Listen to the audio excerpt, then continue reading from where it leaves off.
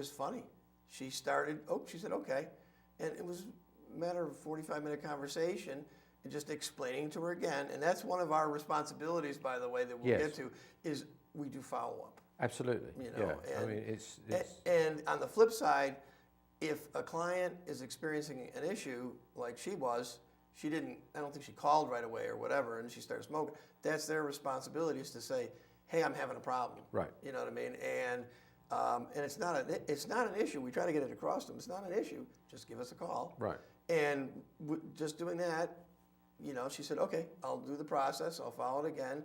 And then I saw her a few weeks later, and I asked her, you know, how's the smoking thing going? And she said, no issue. It was just so clear that she that once she started following the process we gave her, it was actually easy. Right. And she had actually tried to quit smoking with willpower before. Yeah. And when I asked her, well, what do you see as the difference? She said, well, with the hypnosis, I didn't feel like my head was going to explode. You know, that's how hard it was for her to do it without hypnosis. Right. But when I went back and talked to her and, you know, just reinforced the, you know, using the process, and I talked to her again, she said, yeah, it was like easy. Yeah, I mean, these are very, very, very powerful processes. Right. So that's cool. So just struck me as you were talking, but go on. Yeah. Do you want to go down and talk about some of the some of the responsibilities? Yes. You know, because we've kind of touched on a few of them, but you know, it's the first one really, and the most basic one is the hypnotic contract. Yes. And the fact that it's a partnership. Yes. With the person. Yes. Right. And so, you know, again, it goes back to this. Some people, they want us to control them. It's funny, you know, and other people are afraid we're going to control them. Yes, it's really funny. Recently, Bill and I were with a gentleman, and he wasn't successful. Right. And the reason he wasn't is because he was convinced that what hypnosis meant, that if he didn't feel that we were absolutely controlling him like a puppet on a string, well, it can't be real. Right. That's what hypnosis meant. Right. And as much as we tried to explain it, demonstrate it, he would not be shaken from that idea. Right. If it wasn't that, it wasn't real hypnosis. If he felt any sense of control, well, it couldn't really be hypnosis. So that is a good example of, first of all, not believing you're in hypnosis. Right. Right. But secondly, the second part of that is, if we really did control everything and could just snap our fingers, like you said, right. Well, they have no responsibilities then. That's right. They just come in, sit down in a chair, and we fix them, and they walk away. It doesn't work that way. No. And they have responsibilities to, you know, do what we ask them to do during the hypnotic process, right. and also to use the processes we give them. Right. So, for instance, you know, we have a nice sleep program, but you have to do it, and it's very simple. We install it. That's why it's powerful. Okay, but you have to say a certain phrase. Right. Wait for a mental echo to happen, and just say it again. Right. And sometimes I've had people say, you know, well, it didn't work. I did what you told me. It didn't work. And we say, well, what exactly did you do? Right.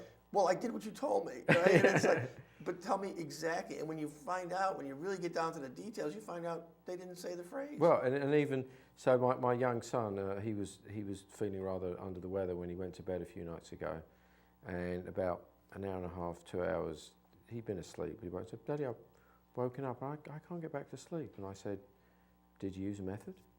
And he said, no. So I said, well, why don't you try that and see what happens? And I didn't see him again until the morning because he just went to sleep. It's a funny thing. It sounds really crazy that you say, well, it doesn't work if you don't use it. Right? You know, but even myself, you know, I use a very powerful process to get to sleep. But occasionally I start in the process, and then I get some thought and I follow it all over here. And a few minutes later, I'm like, well, I'm not asleep, and I'm like, well, I stopped following the process. Right. And you know, because you get following thoughts, which is the one thing you can't do. Right. But it's not a big deal. Instead of saying it doesn't work, I go, okay, start again. Right. And even on the worst nights, maybe I have to start it again 3 times, you know, if I'm really distracted. And then once I do, boom, I'm asleep in, sometimes it's as little as 1 or 2 seconds. Right. The longest, if I'm following the process, is like 30 seconds. Right. But you actually have to follow the process, but people don't realize they're not following it. Yes, and so that's one of the reasons why, and talking again about success, sometimes the way hypnotists talk about hypnosis, they talk about it like it's just an event. You come along, something happens, it's a kind of magic, and you go away and that's it. And we think of it as a process, and part of that process is the support that we give. Right. We deliberately don't charge for follow-up, for conversations, for text, because we want that we build that into the program. We want the clients to stay in touch with us. We want to know how our clients do. We want to know if they're encountering any difficulties, because the vast majority of any difficulties that they encounter, we can clear up, as Bill described, with a brief conversation. Right. Sometimes no further hypnotic process is necessary at all. But part of the contract is that you stay in touch with us. Right. And recently I had a client just now, and he came to us for smoking cessation. He'd had some struggles and difficulties. He's had a lot of issues in his life. And he's very, very keen. Come back, wants to do smoking cessation. He came and he did it. Can't reach the guy. Right. I've left him, I've lost count of how many text messages, got no idea whether he's succeeding, whether he's failing. He's just decided he doesn't want to be in touch. And if he's not in touch, I can't help him. I've got no idea. Sometimes that means that people are just doing well and they don't want to contact you. But sometimes it means they've run into a problem and they don't understand the nature of the problem, so they think it's a matter of faith or a matter of belief. What we do isn't a matter of belief, folks. You don't have to believe in hypnosis for it to work. No. You simply have to follow the process. Right. When people ask me, well, I don't believe in hypnosis, one of the things I say is that's a bit like saying you don't believe in gravity. You know, whether you believe it or not, gravity is going to act upon you. Right. And in the same way, whether you believe in hypnosis or not, given certain criteria and following certain processes, it works. It's a process of the mind for all of us, because we're humans, and that's how we're built. Right. So it's not a question of belief, it's just a question of how you're going to apply that knowledge in your life. Right. And whether you're going to apply it, whether you want to have any purpose for it. And a good example is even myself, when I'm using the sleep program I use, there's times, I've been using it for 2 years. It's very powerful because of how many times I've used it. Mm-hmm. But there are times when I feel really kind of hyped up and this and that. And I even have the thought, boy, is this going to be able to work? Mm-hmm. You know, and I go, well, yeah, okay. It doesn't matter if I'm concerned about it, just do the process. Yeah. And so if you just do it, it really works, right. you know. But let's back up for a second, because you know, we kind of got into the follow-up part of it. Right. But you know, as far as responsibilities, you know, we've got the hypnotic contract. It's a partnership.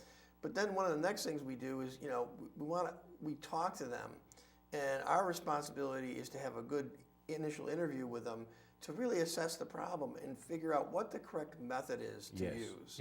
Yes. And this is also a very, very good point. I had somebody contact me today, and their issue was erectile dysfunction. Right. But I had a lot of questions for them, and after the end of those questions, there were a couple of options that he could take based upon the answers that he gave, and he contacted several other people at that point. And where he'd reached them, he said nobody had even asked him any questions. They just, erectile dysfunction, yeah, come in, we can deal with that. That was it. Right. And you know, I wanted to find out a lot about him, you know, about to figure that out. And sometimes in the process, well, not sometimes, let me go back up. Every time when clients come to us, before we actually, because people, again, they think hypnosis is an event. Come in, sit in the chair, click, let's start, let's do it. And what they're surprised to find is we talk to them first. It's like, why are you talking to me? What's this got to do with, you know, let's what's the time? Let's get on with the hypnosis, right. You know? And this is part of the process, because it's the alignment of the conscious and the subconscious mind. Yeah. It's not just us whacking you into hypnosis and doing something to you and controlling you. It's having all the conditions right for success so that you can succeed. Right. And it's a very, very, very, very important part of what we do. In fact, I've often thought, Bill, that without a really good, sometimes we call it a pre-talk, but it's more than that. Without really setting the stage for success, right. we're not going to be successful. Right. And on the occasions where I've got lazy and short-circuited the process, I've been less successful, and the client's been less successful, right. and I've had to go back and redo it because right. you know, that wasn't good enough. Right. And so and some of the things about it is if we don't do that, if we don't ask a lot of questions, we could select the wrong method. Right. Okay. Which means that it won't work. Mm-hmm. You know, I had a sleep client that you know, I talked to her and she says, "Oh yeah, you know," and we had these conversations and, you know, it sounded like a busy mind, maybe a little bit of worry, you know, that was keeping her awake and so forth. But she actually didn't really tell me the full extent of the worries. And that's the part of the client's responsibility. Right. Is when we have this interview, be open. Right. Tell us everything that about it when we're asking questions. Right. Because in that case, it sounded like just a busy mind. I used a direct suggestion technique and talked to her the next day or two and found that it was actually making it worse. Well, when I then interviewed her again and talked a little deeper about it, well, there was, some pretty strong things going on, worried about the children's safety if I fall asleep and things like that. And as soon as I heard these other concerns, I said immediately, it's a regression. You need a regression approach to this. Right. We need to go back and relieve those trapped emotions about your children's safety and things like that. And I never would have done a direct suggestion technique. Now, no harm is done, because all I did is tell her, okay, it's not working, just stop using it, and when you're ready, come in, we'll do a regression method, and then once we've released these emotions that are trapped in doing it, then that direct suggestion technique can be used. Right. But again, it was that she just didn't. Sometimes it's just that they don't think it's relevant. Yes, and that's also a very good point. Another criteria for success, as you said, is this open communication. Right. It's our responsibility to tell you, as the client, what are the possibilities of what we do and what are the limitations of what we do. Right. So that you're not deluded or have false beliefs or false expectations. And your responsibility is to tell us everything we need to know. And how do we know we need to know? We ask you the questions. Right. And for you to give us the information, because, as Bill said quite rightly, it's a team effort. It's not us doing something to you. I was comparing this to someone I know who's a surgeon. And if a surgeon asks a question of a client, it's usually because they're asking the client to report what they're happening. Right. In a sense, the client is a form of a measuring device, a meter. That's all they are. The surgeon doesn't really need the help of the client other than to report what's happening. Does this hurt? Does that give you a problem? When you lift this limb, does it give you a pinching pain or no pain, or is it dead? They're looking for that feedback, that's all. But when it comes to the actual surgical procedure, they don't need the help of the client. They just need to the client just has to say, well, you do whatever you think is right, doc, and we'll do it. Right. Well, that's not the same for what we do. We need to work with you. We're not doing things to you, we're doing things with you. Some of the things I like to say is it's a bit like we're guiding you to a place. You say to us, you want to go over there to that very pretty hill, but you don't know how to get there, and we've been there. And we say, come with us, and we'll show you. And you might get a little tired halfway up and say, boy, we've got a long way to go. And we go, no, it's just over the next ridge, and we'll be there. And then the view's wonderful from up there. Right. Because we've been there, and we can take you there, but we can't walk for you. Right. We can guide you. We can stand with you, we can hold your hand and even push behind you a little bit if you need to. Right. But we can't walk for you. Right. We walk with you. So it's a partnership. Right. And that's a big part of the success criteria. Yeah, and especially if you take the hypnosis part of it, we always talk about the hypnotic contract. We mentioned it earlier. Basically, that's that you will use your skills to bring them into a deep hypnotic state, and they will do what they are asked to do, like simple things. Take a deep breath, let it out. Close your eyes. Close your eyes, And that sounds silly, but as you know, my recent client, I got the hypnotic contract, supposedly, and when I said, okay, take a deep breath, now release it and close your eyes, she sat there with these eyes like this and said, I'm fighting this. and I said, okay, then we're done there. But again, she had supposedly agreed to it, right. But then fought everything about it, and even something simple like close your eyes. Right.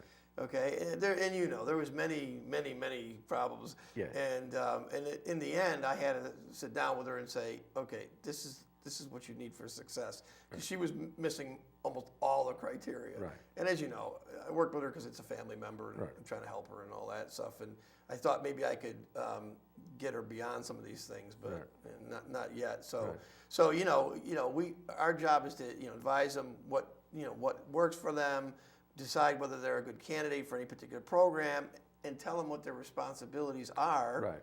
And then they need to agree to those things. Right. And and with direct suggestion, it's just the willingness to follow the process.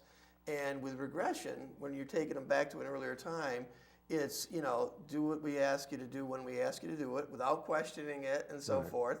And then report what you find. Right. And again, that client was, when I would, ask her to go back and so forth, her conscious mind would kick in and go, why is he doing that? Why should I go back there? Right. What's going on? And that just blocks hypnosis really fast. Right. And we need to know, especially with regression, what are you seeing? Right. What are you experiencing? What are you feeling? What are you hearing? What's there? And sometimes something will flash very quickly across the mind or be there, and people will say, oh, well, that's not relevant. He doesn't want to hear about that. And again, part of the criteria of success, we literally, in regression, only ask you to do two things. Follow simple directions and just report what you find. Right. We just want to know. Because even if you think it's not important or relevant, it very often is very important and very relevant. We just need to know. So basically, the hypnotic contract is about us both doing what we need to do to ensure success. Right.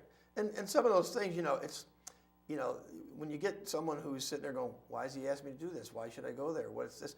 It's not that in a conscious state that we mind him asking us, but when you're trying to get somebody in hypnosis, if you engage that conscious mind, which is what you're doing when you're starting to question all those things, you pop up and out. Right. And therefore, you're not in hypnotic state, and you can't go back properly. And so forth. And you can't access mind. And so this brings us to something that I want to, which is a slightly tricky. We've talked about things where the success criteria are very straightforward. Right. Smoking, sleep, and some other things as well. But now there are some that are a lot more tricky, I would say. One of them, for example, is people who come to us suffering with depression and anxiety. Yeah. There we have to be very, very conscious as to how we are defining success, what it looks like for them, what that means, what changes they will know and they will experience. Because very often they'll say things in a very general sense, well, I just want to feel better. I don't want to feel like this, even though they can't define what this exactly is. Right. But when we start to ask them, well, how would your life be different if this wasn't there? Very often they can't answer us.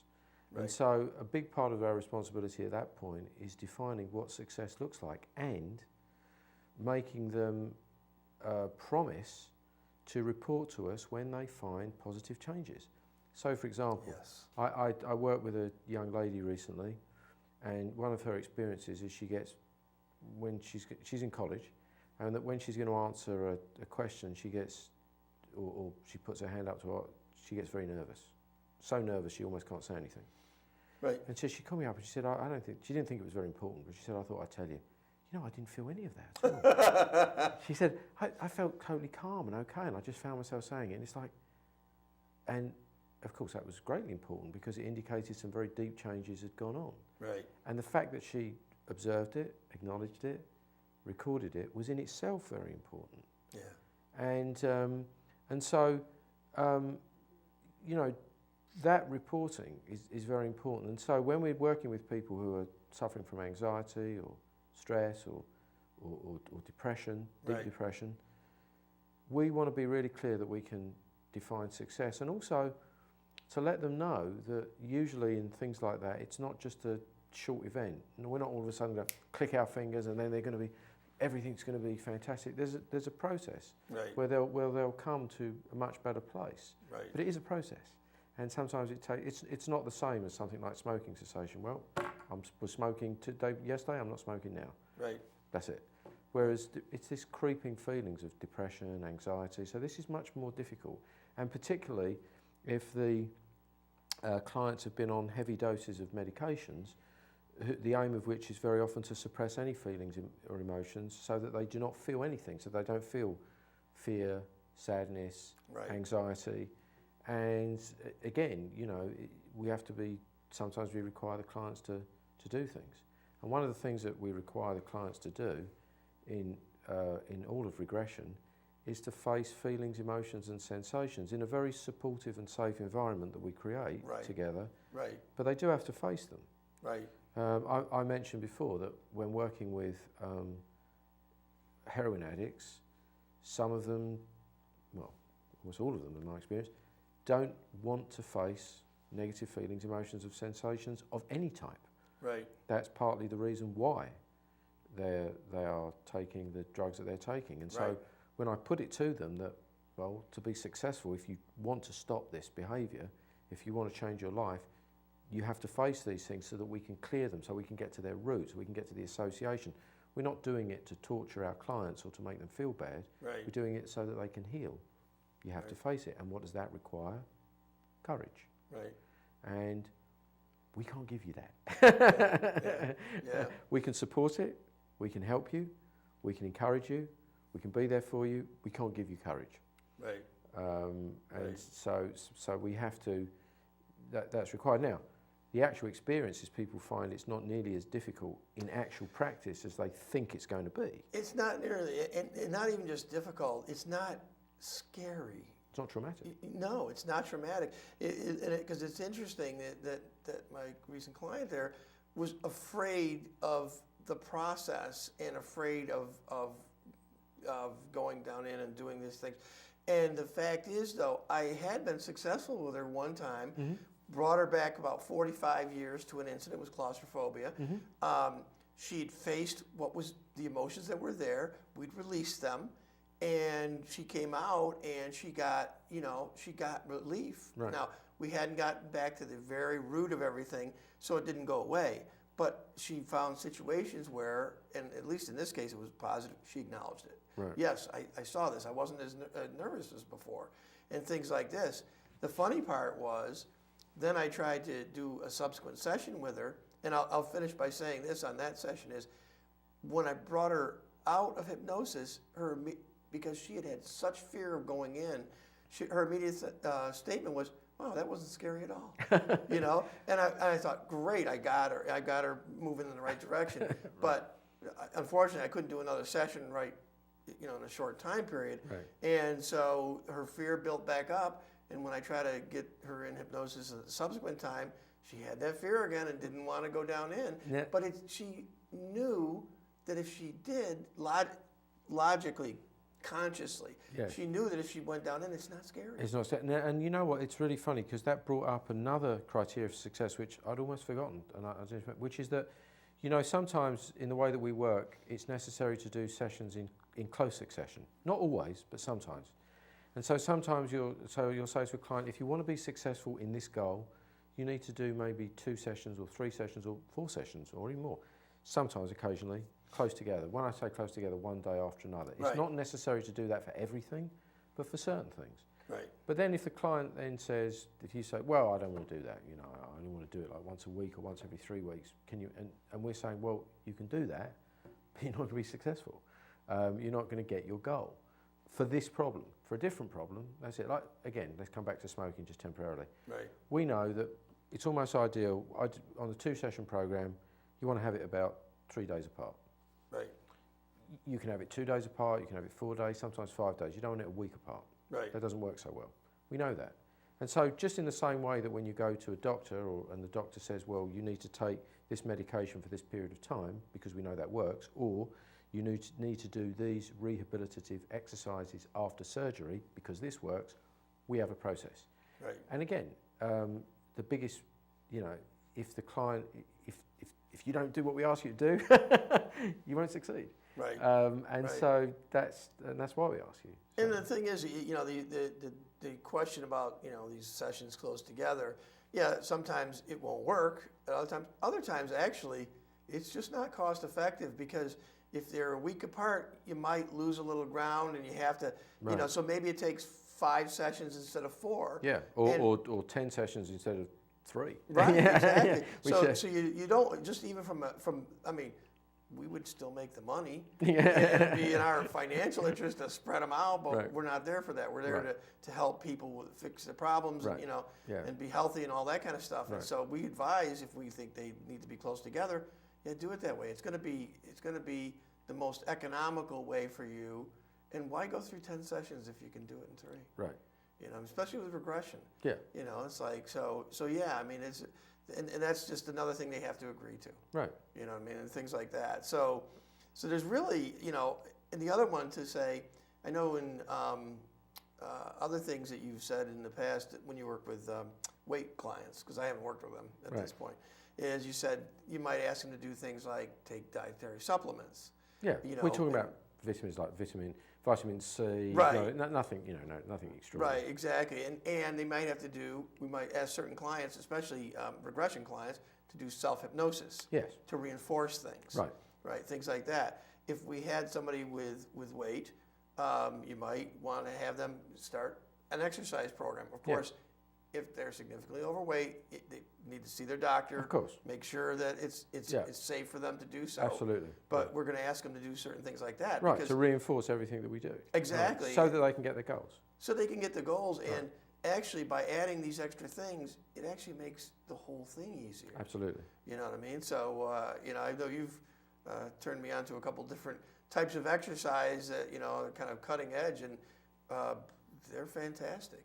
And I'm finding I'm losing weight, even though I don't have a significant amount, but it's really just making a lot of changes. Absolutely, yeah. So there's a lot of good things like that. So we're getting pretty close to the end of our time here. Yeah, so we're going to talk, there'll be a number of times, folks, in which we'll talk about success and what success means, but we wanted to lay it out for you to understand what it is. And this is about helping people, informing people, and also if you're considering approaching anybody for hypnosis, it helps you ask the right questions to see if the hypnosis practitioner that you're thinking of working with is right for you and is working for you, and the program is right for you, and if hypnosis is even the right approach to what it is that you want. Because just because we're hypnosis practitioners, we believe in what we do, we're passionate about what we do, it doesn't mean it's the only thing.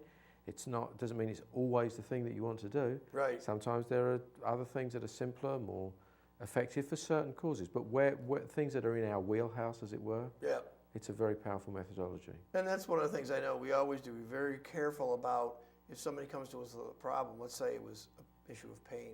Right. Have you seen a doctor? Right. Has this been evaluated? Right. And everything, because we never want to mask pain. Right. Because it's a sign of there's something wrong. Yes. And if there was something significantly wrong, then they need to see a doctor. Right. And so, we ask a lot of questions around that and about other things that are going on. If they come in and they're, weight loss, well, what else is, right. in your life? Right, you get a whole picture. Right. You get, other medical issues, what medications you take. Absolutely. All part of our success criteria. Right. So that we understand them. And so in future programs, we're going to be talking about those things as well. I think on the next program, we're going to talk about something that Bill's particularly interested in that's really a very good topic, how hypnosis is used for pre and post surgery, and how it can be helpful. Very interesting topic. We've got a lot to say about that. And so until the next time, thank you for watching this edition of Hypnosis Helps. This is Neil Myers and Bill Miller, hypnosis practitioner, saying thanks and see you next time.